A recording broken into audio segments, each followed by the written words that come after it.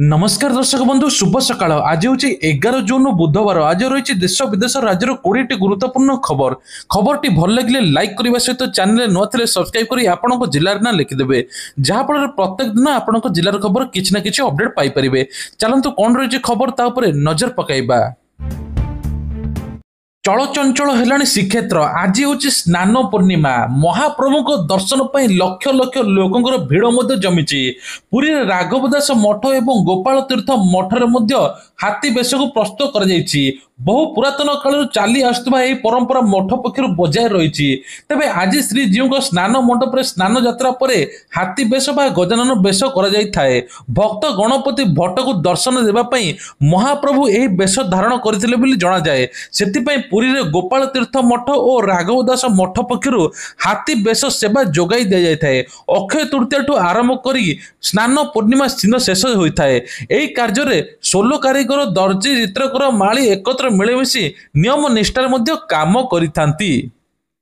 Part plot बिक्री करने खोलिला बाट थरके 500 वर्गमीटर करहेब बिक्री बिना अनुमोदन रे 500 वर्गमीटर थरके बिक्री करहेब मात्र बिक्री पे पार्ट प्लॉट रियल एस्टेट पे व्यवहार मना एकाधिक अंशीधारी थिबा जमी क्षेत्र 500 वर्गमीटर बिक्री हेब बोली कुआ जाउची।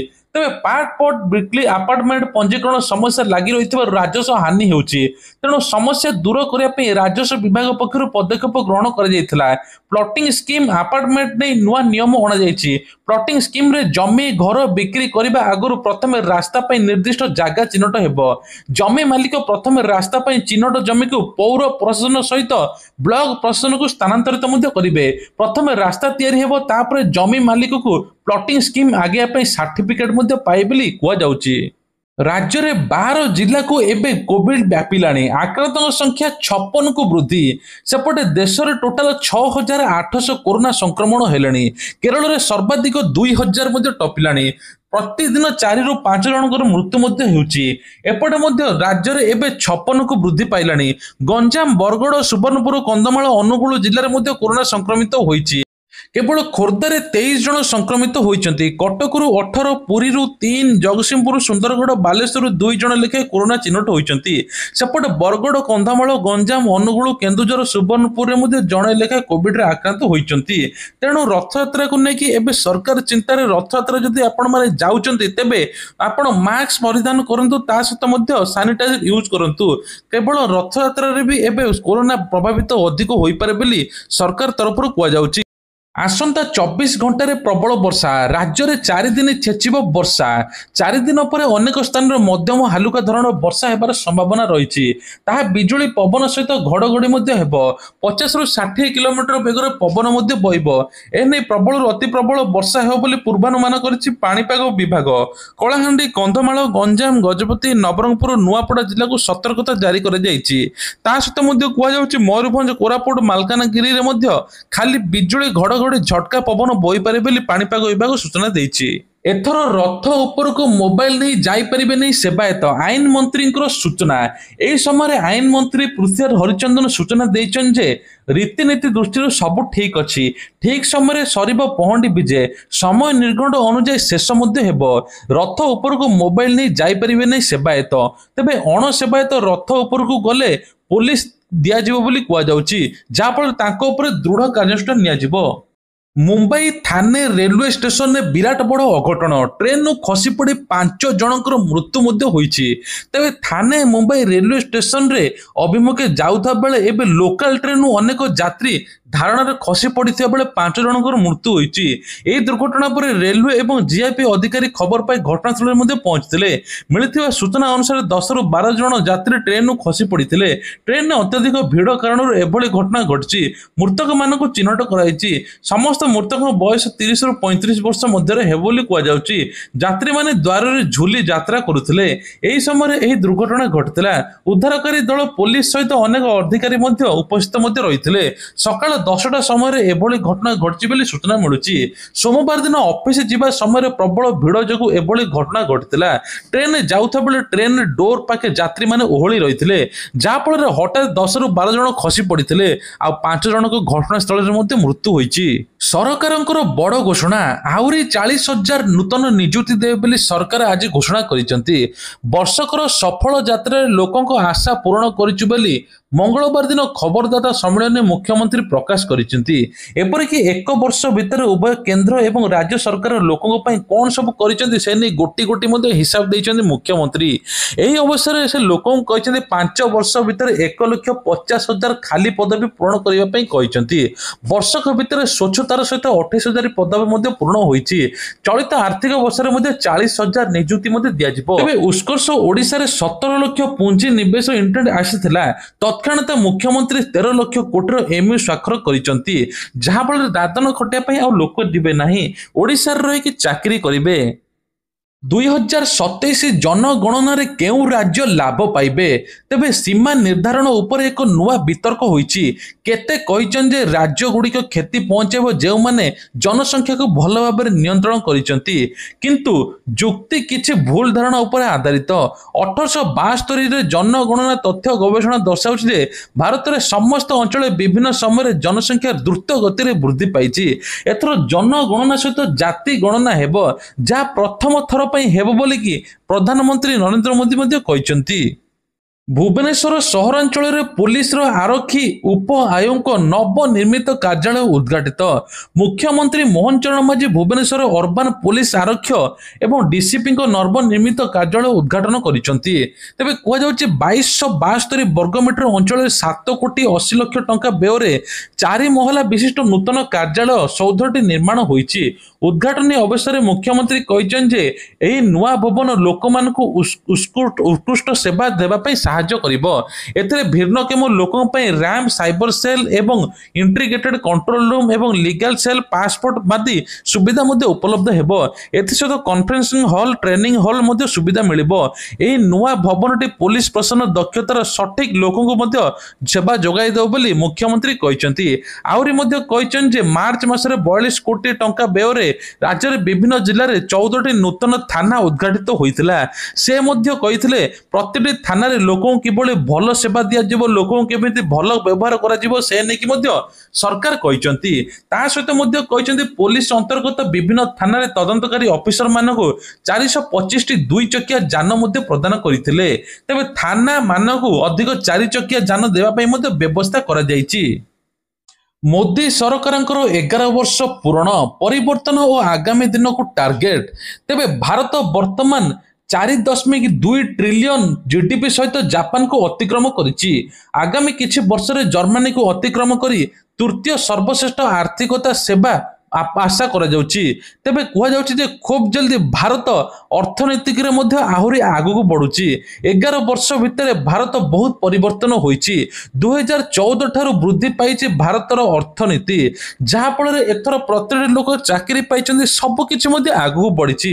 ତେବେ ଏ ନେଇକି ସରକାର କହିଛନ୍ତି ଯେ ନୂତନ ପ୍ରକାର ବ୍ୟବସ୍ଥା ମଧ୍ୟ ହେବ, ଭିତ୍ତିଭୂମି ବିସ୍ତାର ହେବ, ରେଳ ସଂଯୋଗ ହେବ ଏବଂ ମହିଳାମାନଙ୍କୁ ଆହୁରି ସଶକ୍ତ କରାଯିବ। ଲକ୍ଷପତି ମହିଳା ବାହାରିବେ, ସ୍ମାର୍ଟ ସିଟି ମିଶନ ବାହାରିବ, ଭାରତ ସବୁଜ ଶକ୍ତି ହେବ, ୟୁପିଆଇ ଆଧାର ମଧ୍ୟ ପ୍ଲାଟଫର୍ମ ହେଲା। ତା ସହିତ ମଧ୍ୟ ଦୃଢ଼ ପ୍ରତିଷ୍ଠାନ ନିର୍ମାଣ, ରଣନୀତିକ ବିନିଯୋଗ, ଶାସନ ସଂସ୍କାର ଏବଂ ସମାବେଶୀ ବୃଦ୍ଧି କାମ କରିବ। ଆଗକୁ ମଧ୍ୟ ଆହୁରି ଭାରତ ଉନ୍ନତି ମାର୍ଗରେ ପହଞ୍ଚିବ, ଯାହା ଫଳରେ ଡିଜିଟାଲ ପ୍ରଗତିରେ ଆଗକୁ ଯିବ। ସ୍ୱୟଂ ସହାୟକ ଗୋଷ୍ଠୀଙ୍କ ପାଇଁ ମୁଖ୍ୟମନ୍ତ୍ରୀଙ୍କର ବଡ଼ ଘୋଷଣା। ଏଥର ଏସ୍ଏଚଜି ମହିଳାଙ୍କୁ ମିଳିବ 1 ଲକ୍ଷ ଋଣ, ତା ପୁଣି ବି ବିନା ସୁଧରେ। ମହିଳାକୁ ସଶକ୍ତକରଣ କରିବା ପାଇଁ ମୁଖ୍ୟମନ୍ତ୍ରୀଙ୍କ ବଡ଼ ପ୍ରୟାସ। ଏଥର ମହିଳାମାନଙ୍କୁ ବିଭିନ୍ନ ଦିଗରେ ସରକାର ସହାୟତା ପ୍ରଦାନ କରୁଛନ୍ତି। ସେପଟେ ମଧ୍ୟ ରାସନ କାର୍ଡରେ ମଧ୍ୟ 1,000 ଟଙ୍କା ମିଳୁଛି। ଯେଉଁମାନେ ଆର୍ଥିକ ସ୍ୱଚ୍ଛଳ ନୁହନ୍ତି, ଇନକମ୍ ଜିରୋ, ତାଙ୍କୁ ରାସନ କାର୍ଡରେ 1,000 ଟଙ୍କା ମିଳିବ ବୋଲି ସରକାର କହିଛନ୍ତି। ସବୁଠାରୁ ଆଶ୍ଚର୍ଯ୍ୟଜନକ ଖବର ମିଳିଛି, ଏକା ସାଙ୍ଗରେ ବୁଡ଼ିଗଲେ 11 ଜଣ ଆଉ 8 ଜଣ ମୃତ। ରାଜସ୍ଥାନରୁ ଏକ ଏଭଳି ଦୁଃଖଦ ଖବର ଆସିଛି, ଯାହା ଏକା ସାଙ୍ଗରେ 11 ଜଣ ସାଙ୍ଗ ଗୋଷ୍ଠୀ ହୋଇ ଯାଇଥିଲେ ଗାଧୋଇବା ପାଇଁ। ତେବେ ଗାଧୋଇବା ସମୟରେ 8 ଜଣ ସାଙ୍ଗଙ୍କ ମୃତ୍ୟୁ ହୋଇଥିବା ବେଳେ ଏବେ ବି 3 ଜଣ ନିଖୋଜ ଅଛନ୍ତି। ସବୁଠାରୁ ବଡ଼ କଥା ହେଉଛି ସେମାନଙ୍କର 8 ଜଣଙ୍କର ଜୀବନ ଚାଲିଯାଇଛି। ସେମାନଙ୍କୁ ହସ୍ପିଟାଲରେ ସ୍ଥାନାନ୍ତର କରାଇକି ଡାକ୍ତର ତାଙ୍କୁ ମୃତ ଘୋଷଣା କରିଛି। ପୁରୁଣା ଫ୍ରେଜର ବ୍ରିଜ ନିକଟରେ ଯୁବକମାନେ ନଦୀରେ ଗାଧୋଉଥିବା ବେଳେ ପାଣି ଭିତରକୁ ପଶିଯାଇଥିଲେ। ଫଳରେ ଜଣେ ପରେ ଜଣେ ବୁଡ଼ି ଯାଇଥିଲେ। ଏହା ଫଳରେ 3 ଜଣଙ୍କ ଏବେ ନିଖୋଜ ଅଛି ଆଉ 8 ଜଣଙ୍କର ମୃତ୍ୟୁ ହୋଇଛି, ଯାହା ସବୁଠାରୁ ଦୁଃଖର ବିଷୟ। ସମସ୍ତଙ୍କ ବୟସ ପାଖାପାଖି 20 ରୁ 25 ଜଣ ହେବ। 11 ଜଣ ଯୁବକ ପିକନିକ ଟଙ୍କୁ ଆସିଥିଲେ, ଯାହାଫଳରେ ଏଭଳି ଘଟିଛି ବୋଲି ତଦନ୍ତରୁ ଜଣାପଡ଼ିଛି। ଆଉ ଲୁଚି ପାରିବେନି ଗୁପ୍ତଚର। ଭାରତ କିଣିବ 10,000 କୋଟି ଟଙ୍କାର ସ୍ପାଏ ବିମାନ। ଅପରେସନ ସିନ୍ଦୁର ମଧ୍ୟରେ ଭାରତ ସରକାର ଏକ ବଡ଼ ନିଷ୍ପତ୍ତି ନେଇଛନ୍ତି। ପ୍ରତିରକ୍ଷା ମନ୍ତ୍ରାଳୟ 10,000 କୋଟି ଟଙ୍କାର 3ଟି ଗୁପ୍ତଚର ବିମାନ କିଣିବା ପାଇଁ ପ୍ରସ୍ତାବ ଆସିବାକୁ ଯାଉଛି, ଯାହା ଭାରତୀୟ ବାୟୁସେନା ରାଡାର ଷ୍ଟେସନ, ବାୟୁ ପ୍ରତିରକ୍ଷା ୟୁନିଟ୍, ଅନ୍ୟାନ୍ୟ ମୋବାଇଲ ଟାର୍ଗେଟ ଭଳି ଶତ୍ରୁଙ୍କ ବିରୋଧରେ ସଠିକ୍ ଆକ୍ରମଣ କରିପାରିବ। ତେବେ ଯାହା ଆକାଶ ଭୂମି ପର୍ଯ୍ୟନ୍ତ ସ୍ପଷ୍ଟ ଦୃଶ୍ୟ ମିଳିବ। ଏକ ରିପୋର୍ଟ ଅନୁଯାୟୀ ଏହି ବିମାନ ପ୍ରକଳ୍ପ ଜୁନ୍ ମାସ ଶେଷ ସପ୍ତାହରେ ଅନୁଷ୍ଠିତ ହେବାକୁ ଯାଉଛି ବୋଲି ମିଳୁଛି। ଏହି ବିମାନର ଆକାଶରୁ ଥାଇ ମଧ୍ୟ ଭୂମି ପର୍ଯ୍ୟନ୍ତ ନଜର ରଖିବାର ସହାୟକ ହେବ, ଯାହା ଆକ୍ରମଣ ପାଇଁ ସହଜ ଏବଂ ସୁବିଧା କରିଦେବ। ବିମାନ ପ୍ରକଳ୍ପର DRDO ଦ୍ୱାରା ବିକଶିତ ହେବ, ଯାହା ବିଦେଶୀ ମାନୁଫ୍ୟାକ୍ଚରିଂ ଏବଂ ଟେଣ୍ଡର ମାଧ୍ୟମରେ ବିମାନ କିଣାଯିବ। ବିମାନରେ ମଧ୍ୟ ଅନ୍ ୱାର୍ଡ ସିଷ୍ଟମ ଦେଶୀ ଭାବେ ରହିବ। ଏହି ସିଷ୍ଟମ ଦ୍ୱାରା ଏଠାରେ ପରୀକ୍ଷା ହୋଇଯିବ ବୋଲି କୁହାଯାଉଛି। ପ୍ରତିଷ୍ଠା ହେବ ଜଗନ୍ନାଥ ଗବେଷଣା କେନ୍ଦ୍ର। ଜଗନ୍ନାଥ ସଂସ୍କୃତି ଉପରେ ପ୍ରତିଷ୍ଠା ହେବ ଗବେଷଣା କେନ୍ଦ୍ର। ସୂଚନା ଦେଲେ ଆଇନ ମନ୍ତ୍ରୀ ପୃଥ୍ୱୀରାଜ ହରିଚନ୍ଦନ। 3 ଲକ୍ଷ ବର୍ଗଫୁଟ ଅଞ୍ଚଳରେ ହେବ ଅନ୍ତର୍ଜାତୀୟ ସ୍ତରରେ ବ୍ୟାଖ୍ୟାନ କେନ୍ଦ୍ର। ରଥଯାତ୍ରା ଶେଷ ହେଲେ 3ଟି ବ୍ୟାଖ୍ୟାନ କେନ୍ଦ୍ର ଯାଇପାରିବେ ଆଇନ ମନ୍ତ୍ରୀ। ମହାପ୍ରଭୁଙ୍କ ଉପରେ ପୁରାଣ ଠାରୁ ଲୀଳା ପର୍ଯ୍ୟନ୍ତ ସବୁ ଜିନିଷ ସେଠି ରହିବ। ଏହାଦ୍ୱାରା ଜଗନ୍ନାଥ ସଂସ୍କୃତି ଉପରେ ଜ୍ଞାନ ଗବେଷକମାନେ ପାଇପାରିବେ ବୋଲି ଆଇନ ମନ୍ତ୍ରୀ ପୃଥ୍ୱୀରାଜ ହରିଚନ୍ଦନ କହିଛନ୍ତି। ଅନ୍ୟପଟେ ସ୍ନାନ ପୂର୍ଣ୍ଣିମାରେ ରଥ ଉପରକୁ ମୋବାଇଲ ନେବା ପାଇଁ ମନା କରିଛନ୍ତି। ଅଣସେବାୟତ ରଥ ଉପରକୁ ଚଢିଲେ ପୋଲିସକୁ ଦିଆଯିବ ବୋଲି କୁହାଯାଉଛି। 100 ରୁ 150 ଗ୍ରାମକୁ ମହାପୁରୁଷ ଆଦର୍ଶ ଗ୍ରାମରେ ରୂପାନ୍ତର କରିବେ ରାଜ୍ୟ ସରକାର। ଏନେକି ପଞ୍ଚାୟତରାଜ ମନ୍ତ୍ରୀ ମଧ୍ୟ ଆଜି ସୂଚନା ଦେଇଛନ୍ତି। ତେବେ ଐତିହାସିକ ଭାବରେ ଗୁରୁତ୍ୱପୂର୍ଣ୍ଣ ଅବହେଳିତ ଯୋଗୁଁ ଅଞ୍ଚଳରେ ପୁନରୁଦ୍ଧାର କରିବା ପାଇଁ ପଦକ୍ଷେପ ନିଆଯିବ। ରାସ୍ତା, ପାନୀୟ ଜଳ, ଜଳସେଚନ, ଶିକ୍ଷା, ସ୍ୱାସ୍ଥ୍ୟ ସେବାରେ ମଧ୍ୟ ଉନ୍ନତି ଅଣାଯିବ। ପଞ୍ଚାୟତରାଜ ରବି ନାରାୟଣ ନାୟକ କହିଛନ୍ତି ଯେ ଏଥର ମହାପୁରୁଷଙ୍କ ନାମରେ ଗ୍ରାମମାନଙ୍କର ନାଁ ହେବ। ମନ୍ତ୍ରୀ କହିଛନ୍ତି ଏ ସମ୍ପର୍କରେ ଆରମ୍ଭ ହୋଇଛି ପ୍ରକ୍ରିୟା। ଗ୍ରାମମାନଙ୍କର ଦ୍ରୁତ ବିକାଶ ସୁନିଶ୍ଚିତ କରିବା ପାଇଁ 900 ରୁ 10ଟି ବିଭାଗ ଏଥର ନିଜ ନିଜର ଯୋଗଦାନ ଦେବେ। ସମ୍ପୃକ୍ତ ବିଭାଗଗୁଡ଼ିକ ମିଳିତ ଭାବରେ କାର୍ଯ୍ୟ କରିବେ। ରାଜ୍ୟ ସରକାର ସମସ୍ତ ଆବଶ୍ୟକତାକୁ ସହଜ କରିବେ। ଏ ସମ୍ପର୍କରେ ପ୍ରକ୍ରିୟା ଆରମ୍ଭ ହୋଇସାରିଛି। ଏହି ପଦକ୍ଷେପ ଖୁବ୍ ଜଲଦି ନେବେ ବୋଲି ସରକାର କହିଛନ୍ତି। ପୁରୀ ରଥଯାତ୍ରାରେ ମାଗଣା ଅଟୋ ରିକ୍ସା ସେବା ଉପଲବ୍ଧ ହେବ, ଏନେଇ ପରିବହନ ମନ୍ତ୍ରୀ ସୂଚନା ଦେଇଛନ୍ତି। ରଥଯାତ୍ରା ସମୟରେ ଭକ୍ତମାନଙ୍କୁ ଓଡ଼ିଶାରେ ପୁରୀ ବସ୍ଷ୍ଟାଣ୍ଡରୁ ବଡ଼ଦାଣ୍ଡ ପର୍ଯ୍ୟନ୍ତ ମାଗଣା ରିକ୍ସା ଅଟୋ ସେବା ଯୋଗାଇ ଦିଆଯିବ। ପୁରୀରେ ଚାଲିଥିବା ଦ୍ୱିତୀୟ ସମନ୍ୱୟ ବୈଠକ ସମାପନ ହେବା ପରେ ପରିବହନ ମନ୍ତ୍ରୀ ବିଭୂତି ଭୂଷଣ ଜେନା ଏ ସମ୍ପର୍କରେ ସୂଚନା ଦେଇଛନ୍ତି। ବସ୍ଷ୍ଟାଣ୍ଡ ବଡ଼ଦାଣ୍ଡ ମଧ୍ୟରେ ଭକ୍ତମାନଙ୍କ ପାଇଁ ମାଗଣା ଅଟୋ ରିକ୍ସା ସେବା ଉପଲବ୍ଧ ହେବ ବୋଲି ମନ୍ତ୍ରୀ କହିଛନ୍ତି। ପୁରୀରେ ତାଳ ବଣିଆଠାରୁ ଆରମ୍ଭ କରି ରଥଯାତ୍ରା, ବାହୁଡ଼ା ଯାତ୍ରା, ସୁନାବେଶ, ମହାପ୍ରଭୁ ଜଗନ୍ନାଥଙ୍କର ଭାଇ ଭଉଣୀ ସୁନାବେଶ ଉତ୍ସବରେ ଅସ୍ଥାୟୀ ବସ୍ଷ୍ଟାଣ୍ଡ ନିର୍ମାଣ କରାଯିବ। ମନ୍ତ୍ରୀ କହିଛନ୍ତି ରଥଯାତ୍ରା ସମୟରେ ପୁରୀକୁ ଚଳାଚଳ କରିବା ପାଇଁ 250ଟି ସ୍ୱତନ୍ତ୍ର ବସ୍ ପରମିଟ୍ ଦିଆଯିବ। ବସ୍ ଭଡ଼ାର ରେଡ୍ ଚାର୍ଟ ମଧ୍ୟ ପ୍ରଦର୍ଶିତ ହେବ। କୌଣସି ଲୋକ ଅଧିକ ରେଟ୍ ନେବେ ନାହିଁ। 5 ମାସରେ ଉଡ଼ାଇ ନେଲେଣି 144 କୋଟି ଟଙ୍କା। ପ୍ରତିଦିନ କୋଟିଏ ଠକୁଛନ୍ତି ସାଇବର ଠକ। ରାଜ୍ୟରେ ଅଦୃଶ୍ୟ ଠକଙ୍କୁ ଆତଙ୍କ ବଢ଼ିବାରେ ଲାଗିଛି। ଆଖି ପିଛୁଳାକେ ଖାଲି କରିଦେଉଛନ୍ତି ପୁରା ଆକାଉଣ୍ଟ। ପୋଲିସ ସରକାରଙ୍କ ପକ୍ଷରୁ ବାରମ୍ବାର ବିଭିନ୍ନ ମାଧ୍ୟମରେ ଲୋକଙ୍କୁ ସଚେତନ କରାଉଥିଲେ ମଧ୍ୟ ଆଜି ବି ଲୋକେ ସାଇବର ଠକାମିର ଶିକାର ହେଉଛନ୍ତି। ନୂଆ ନୂଆ ଉପାୟରେ ଲୋକଙ୍କୁ ଚୂନ ମାରୁଛନ୍ତି।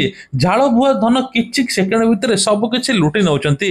ତେବେ ଗୋଟେ ରିପୋର୍ଟରୁ ପ୍ରକାଶ ପାଇଛି 5 ମାସ ମଧ୍ୟରେ ସାଇବର ଠକମାନେ ରାଜ୍ୟରୁ ପ୍ରାୟ 144 କୋଟି ଟଙ୍କା ଉଡ଼ାଇ ନେଇଛନ୍ତି।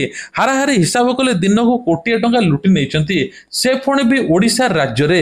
ଜାନୁଆରୀ ମେ ପର୍ଯ୍ୟନ୍ତ ରାଜ୍ୟରେ ପ୍ରାୟ 20,000 ଲୋକ ଠକମାନେ ବିଭିନ୍ନ ଉପାୟରେ ଚୂନ ମାରିଛନ୍ତି ବୋଲି କୁହାଯାଉଛି। ତେଣୁ ଆପଣଙ୍କୁ କିଏ ଫ୍ରଡ୍ କଲ୍ କରୁଛି ବା ଆପଣଙ୍କୁ କୌଣସି ଲିଙ୍କ ପଠାଉଛି, ଆପଣ ତୁରନ୍ତ ତାକୁ ଡିଲିଟ୍ କରନ୍ତୁ। ଯଦି ବି ଆପଣମାନେ ଏଥିରେ ଶିକାର ହୋଇଛନ୍ତି ଠକାମିର, ତୁରନ୍ତ 1930କୁ କଲ୍ କରି ସେ ବିଷୟରେ ଜଣାନ୍ତୁ। ମନରେଗା ଖର୍ଚ୍ଚ ଉପରେ ସରକାରଙ୍କର ନୂଆ ନିୟମ, ଏହା ମଜୁରୀ ଉପରେ ପକାଇବ କି ପ୍ରଭାବ? ସରକାର ମହାତ୍ମା ଗାନ୍ଧୀ ଜାତୀୟ ଗ୍ରାମୀଣ ନିଯୁକ୍ତି ଗ୍ୟାରେଣ୍ଟି ଯୋଜନା ଅଧୀନରେ ନୂଆ ନିୟମ ଆଣିଛନ୍ତି। ପ୍ରଥମ ଥର ପାଇଁ ସରକାର ମହାତ୍ମା ଗାନ୍ଧୀ ଜାତୀୟ ଗ୍ରାମୀଣ ନିଯୁକ୍ତି ଗ୍ୟାରେଣ୍ଟି ଯୋଜନା ଅଧୀନରେ 2025-26 ଆର୍ଥିକ ବର୍ଷର ପ୍ରଥମାର୍ଦ୍ଧ ପାଇଁ ବାର୍ଷିକ ଆବଣ୍ଟନ 60% ସୀମିତ ରଖିଛନ୍ତି। ଏହା ପୂର୍ବରୁ ମନରେଗାରେ କୌଣସି ଖର୍ଚ୍ଚ ସୀମା ଧାର୍ଯ୍ୟ କରାଯାଇନଥିଲା। ଅର୍ଥ ମନ୍ତ୍ରାଳୟ ଗ୍ରାମୀଣ ବିକାଶ ମନ୍ତ୍ରାଳୟକୁ ଜଣାଇ ଦିଆଯାଇଛି ଯେ ଏବେ ମାସିକ ବା ତ୍ରୟମାସିକ ଖର୍ଚ୍ଚ ଯୋଜନା ଅଧୀନରେ ଅଣାଯିବ, ଯାହା ଏକ ଖର୍ଚ୍ଚ ନିୟନ୍ତ୍ରଣ ପ୍ରଣାଳୀ ଯାହାକୁ ଏପର୍ଯ୍ୟନ୍ତ ମୁକ୍ତ କରାଯାଇଥିଲା। ତେବେ ଏ ନେଇକି ସରକାର କହିଛନ୍ତି ଯେ ସମସ୍ତ ପ୍ରକାର ବ୍ୟବସ୍ଥା ଏମ୍ଇପି କ୍ୟୁଇପି ଢାଞ୍ଚାରେ ଅନ୍ତର୍ଭୁକ୍ତ ହେବ। ସରକାରଙ୍କର ଏବେ ବଡ଼ ଘୋଷଣା, ଏବେ ପ୍ରତିଟି ଗଳିକନ୍ଦି ଚେକିଂ ଚାଲିଛି, ମେଡିସିନ ଦୋକାନର ଚେକ୍ ହେଉଛି, ବିନା ଡାକ୍ତରୀ ଚିଠାରେ ଗର୍ଭପାତ ଔଷଧ ବିକ୍ରି ନେଇ ଧରପକଡ଼। କଟକରେ ବିଭିନ୍ନ ଔଷଧ ଦୋକାନରେ ମଧ୍ୟ ରେଡ୍ ହୋଇଛି, ଭୁବନେଶ୍ୱରରେ ମଧ୍ୟ ସେଇଭଳି ଦେଖିବାକୁ ମିଳିଛି। ତେବେ ଗର୍ଭପାତ ଔଷଧ ବିକ୍ରି ନେଇ ଧରପକଡ଼, ଭୁବନେଶ୍ୱରରେ ଏଥର କଟକରେ ବିଭିନ୍ନ ଔଷଧ ଦୋକାନରେ ମଧ୍ୟ ଚଢ଼ାଉ ହୋଇଛି। ଡ୍ରଗ୍ କଣ୍ଟ୍ରୋଲ ବିଭାଗ ଅବକାରୀ ବିଭାଗ ମିଳିତ ଚଢ଼ାଉ କରିଛନ୍ତି। ରାଣୀହାଟର 2ଟି ଏବଂ ମାର୍କେଟରେ ମଧ୍ୟ ଗୋଟିଏ ଦୋକାନ ରେଡ୍ ହୋଇଛି। ଖାଲି ସେତିକି ନୁହେଁ, ଔଷଧ ଦୋକାନୀ ମାନେ ଦୋକାନ ଖାତାରେ ମଧ୍ୟ କ୍ରେତାଙ୍କ ତଥ୍ୟ ରଖୁନାହାନ୍ତି, ଷ୍ଟକ୍ ସହିତ ମଧ୍ୟ ତାଳମେଳ ହେଉନାହିଁ। ଏନେଇକି ମଧ୍ୟ ବରଂ କାର୍ଯ୍ୟାନୁଷ୍ଠାନ ତାଙ୍କ ଉପରେ ନିଆଯିବ। ତେଣୁ ଗତକାଲି ଭୁବନେଶ୍ୱରରେ ଏନେଇକି ମଧ୍ୟ ଚଢ଼ାଉ ହୋଇଥିଲା। ପିଅନଠୁ ନେଇ ଆଇଏଏସ୍ ପର୍ଯ୍ୟନ୍ତ କାହାରିକୁ ତ୍ରାହି ନାହିଁ, ଏନେଇ ମୁଖ୍ୟମନ୍ତ୍ରୀ କହିଛନ୍ତି। ଏଥିପାଇଁ ପ୍ରଥମେ ଦୁର୍ନୀତି ହଟେଇବାକୁ ପଡ଼ିବ। ଆଜି ମୁଖ୍ୟମନ୍ତ୍ରୀ ଆଲୋଚନା କରିଛନ୍ତି। ଜୁନ୍ 9 ତାରିଖ ହେଉଛି ସ୍ୱାଧୀନ ଭାରତ ରାଜନୈତିକ ଇତିହାସର ମହତ୍ତ୍ୱପୂର୍ଣ୍ଣ ଦିନ ଥିଲା। ଏହି ଦିନ ଦେଶର ପ୍ରଧାନମନ୍ତ୍ରୀ ନରେନ୍ଦ୍ର ମୋଦି ଲଗାତାର ଭାବେ ତୃତୀୟ ଥର ପ୍ରଧାନମନ୍ତ୍ରୀ ଭାବେ ଶପଥ ଗ୍ରହଣ ମଧ୍ୟ କରିଥିଲେ। ତେବେ କୁହାଯାଉଛି ଯେ ଏଥର ଜୁନ୍ 12 ତାରିଖରେ ମୁଖ୍ୟମନ୍ତ୍ରୀଙ୍କର ମଧ୍ୟ ବର୍ଷ ପୂର୍ତ୍ତି ହେବ। ଏନେଇକି ମଧ୍ୟ ପ୍ରଧାନମନ୍ତ୍ରୀ ନରେନ୍ଦ୍ର ମୋଦି ମଧ୍ୟ ଆସିପାରନ୍ତି। ବର୍ଷ ପୂର୍ତ୍ତିରେ ମୁଖ୍ୟମନ୍ତ୍ରୀ କଣ କଣ କରିଛନ୍ତି ସେ ବିଷୟରେ ମଧ୍ୟ ସବିଶେଷ ତଥ୍ୟ ମଧ୍ୟ ଦେଇଛନ୍ତି। ପିଏମ୍ କିଷାନକୁ ନେଇକି ବଡ଼ ଖବର, ଏଇ ମାସରେ ମିଳିବା ପାଇଁ ଯାଉଛି ପିଏମ୍ କିଷାନ ଟଙ୍କା। ତେବେ ପିଏମ୍ କିଷାନ 19ତମ କିସ୍ତି ଯାହାକୁ ମିଳିନି, ଏକା ସାଙ୍ଗରେ 19-20ତମ କିସ୍ତି ମିଳିବ। ତା ପୂର୍ବରୁ ଇକେୱାଇସି କରିନିଅନ୍ତୁ। ସରକାର ବର୍ଷକୁ 3 ଥର ଦିଅନ୍ତି 6,000 ଟଙ୍କା, ଯାହାଫଳରେ ଚାଷୀମାନେ ମଧ୍ୟ ଉପକୃତ ହୁଅନ୍ତି। ତେବେ ପିଏମ୍ କିଷାନ ଟଙ୍କା ଯେଉଁମାନେ ପାଇନାହାନ୍ତି ସେମାନେ ଇକେୱାଇସି କରିଦିଅନ୍ତୁ, ତୁରନ୍ତ ଆପଣଙ୍କ ଆକାଉଣ୍ଟ ମଧ୍ୟ ଟଙ୍କା ଆସିବ। ରଜ ପୂର୍ବରୁ ପିଏମ୍ କିଷାନ ଟଙ୍କା ଆସିବାକୁ ସରକାର ମଧ୍ୟ ଲକ୍ଷ୍ୟ ରଖିଛନ୍ତି। ଭତ୍ତା ଟଙ୍କାକୁ ନେଇକି ବଡ଼ ଅପଡେଟ୍, ଏଥର ଭତ୍ତା ଟଙ୍କା ମଧ୍ୟ 3,580 ବର୍ଷର ଉର୍ଦ୍ଧ୍ୱ ହିତାଧିକାରୀକୁ ମିଳିବ। କିଛି ଲୋକ ବାଦ୍ ପଡ଼ିଥିଲେ ଯାହାକୁ ଏପର୍ଯ୍ୟନ୍ତ ଭତ୍ତା ଟଙ୍କା ମଧ୍ୟ ମିଳିନି। ସରକାର କହିଛନ୍ତି ଯୋଗ୍ୟ ପ୍ରାର୍ଥୀମାନେ ଏଥର ସମସ୍ତଙ୍କୁ 3,500 ଯୋଗାଇ ଦେବେ। ଅଙ୍ଗନବାଡି କର୍ମୀମାନେ ଘରେ ଘରେ ବୁଲି ସର୍ଭେ କରୁଛନ୍ତି। ପ୍ରକୃତ ଯୋଗ୍ୟ ହିତାଧିକାରୀ ଯିଏ ତାଙ୍କୁ ବାଛି ତାଙ୍କୁ ଭତ୍ତା 3,500 ଟଙ୍କା ଦେବ ବୋଲି କୁହାଯାଉଛି। 60 ବର୍ଷର ଉର୍ଦ୍ଧ୍ୱ ହିତାଧିକାରୀଙ୍କ ଭତ୍ତା ବଢ଼ାଇବା ନେଇ ମଧ୍ୟ ଆଲୋଚନା ଚାଲିଛି। ତେବେ ଇଏ ଥିଲା ଆଜିର ଦେଶ ବିଦେଶ ରାଜ୍ୟର କିଛିଟା ଗୁରୁତ୍ୱପୂର୍ଣ୍ଣ ଖବର। ଏଇଭଳିଆ ଖବର ପ୍ରତ୍ୟେକ ଦିନ ଦେଖିବା ପାଇଁ ହେଲେ ଚ୍ୟାନେଲକୁ ସବସ୍କ୍ରାଇବ କରିବା ପାଇଁ ଭୁଲିବେ ନାହିଁ। ଜୟ ଜଗନ୍ନାଥ।